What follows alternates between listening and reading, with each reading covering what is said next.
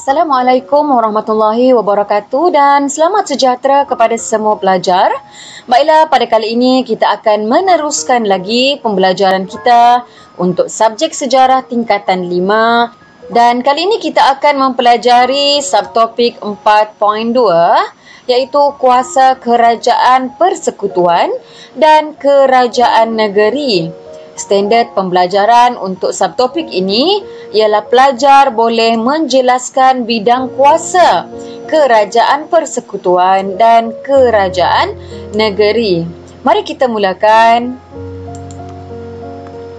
Pentadbiran kerajaan Malaysia dibahagikan kepada 3 peringkat iaitu kerajaan persekutuan, kerajaan negeri dan kerajaan tempatan.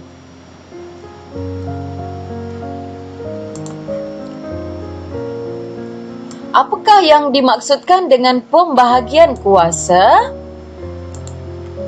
Perlembagaan persekutuan memperuntukkan kuasa yang khusus antara kerajaan persekutuan dengan kerajaan negeri yang meliputi kuasa perundangan dan kuasa pemerintahan.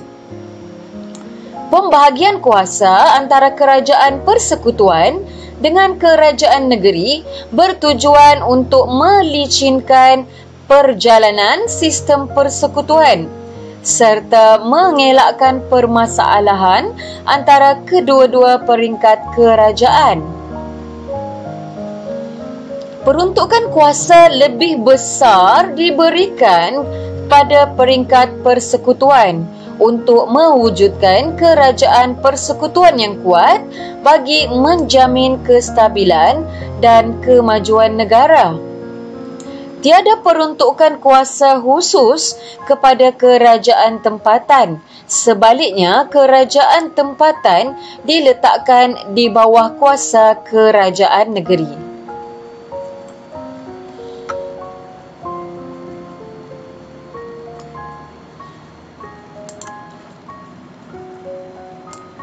Mari kita lihat sedikit informasi berkaitan dengan pusat pentadbiran kerajaan persekutuan. Kerajaan persekutuan memindahkan pusat pentadbirannya dari Kuala Lumpur ke Putrajaya pada tahun 1999.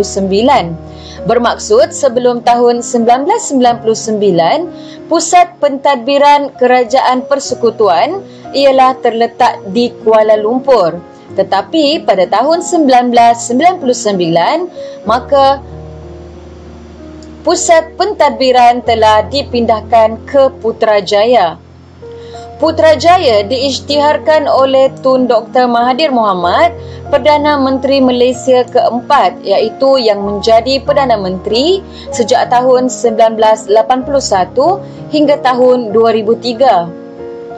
Penubuhan ini untuk mewujudkan sebuah pusat pentadbiran kerajaan persekutuan yang lebih sistematik berikutan keadaan Kuala Lumpur semakin sesak dengan pembangunan dan pertambahan penduduk. Pada tahun 2000, Kerajaan Negeri Selangor dan Kerajaan Persekutuan menandatangani perjanjian untuk menjadikan Putrajaya sebuah wilayah persekutuan. Nama Putrajaya diambil bersempena dengan nama Tunku Abdul Rahman Putra Al-Haj, Perdana Menteri Malaysia yang pertama.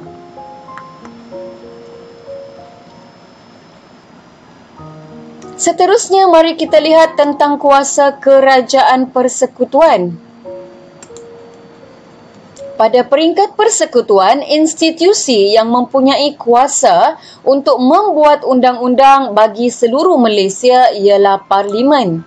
Kuasa pemerintahan kerajaan persekutuan meliputi perkara yang termaktub dalam Perlembagaan Persekutuan sebagai Senarai Persekutuan.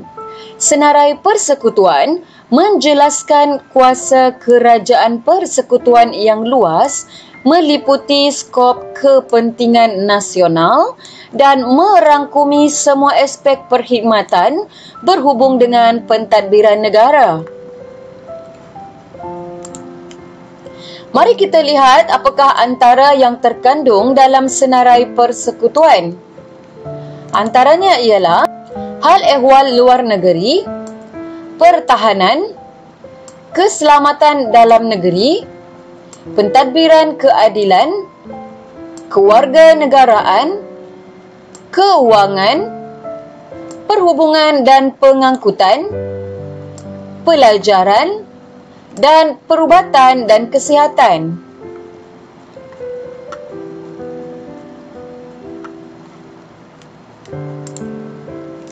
Seterusnya kita lihat pula tentang kuasa kerajaan negeri. Setiap negeri di Malaysia mempunyai Dewan Undangan Negeri yang mempunyai kuasa menggubal undang-undang bagi negerinya. Kuasa pemerintahan kerajaan negeri meliputi perkara yang termaktub dalam Perlembagaan Persekutuan sebagai Senarai Negeri. Antara perkara yang terkandung dalam Senarai Negeri termasuklah Undang-Undang Islam, Tanah, Pertanian dan Perhutanan, Kerajaan Tempatan, Hari Kelepasan Negeri.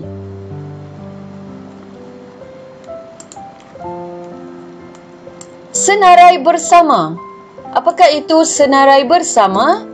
Senarai bersama ialah perkara yang membolehkan Parlimen dan DUN menggubal undang-undang untuk perkara yang sama. Sekiranya ada percanggahan bagi perkara di bawah senarai bersama, undang-undang yang diluluskan oleh Parlimen harus dipatuhi.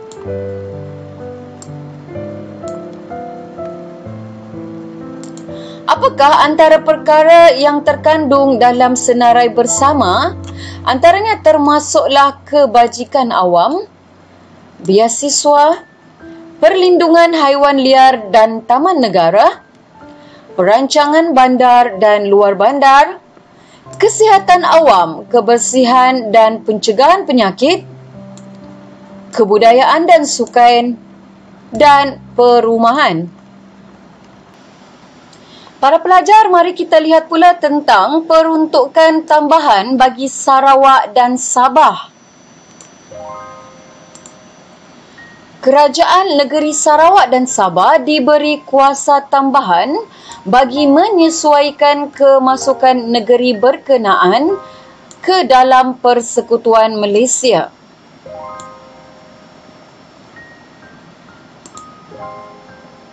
Antara tambahan kepada senarai bagi negeri Sarawak dan Sabah termasuklah Undang-Undang dan Adat Anak Negeri, Mahkamah Anak Negeri dan Kereta Api di Sabah. Manakala antara tambahan kepada senarai bersama bagi Sarawak dan Sabah pula ialah Undang-undang diri berhubung dengan perkahwinan, perceraian, penjagaan anak, nafkah dan sebagainya berkaitan dengan undang-undang keluarga, penyelidikan pertanian dan perhutanan, pengawalan makhluk perosak dan pencegahan penyakit tumbuhan. Seterusnya yang ketiga, pilihan raya bagi Dewan Negeri. Di bawah Akta Immigration 1963, Kerajaan Negeri Sarawak dan Sabah diberi kuasa untuk mengekalkan kuasa kawalan, kemasukan dan kediaman di negeri-negeri berkenaan.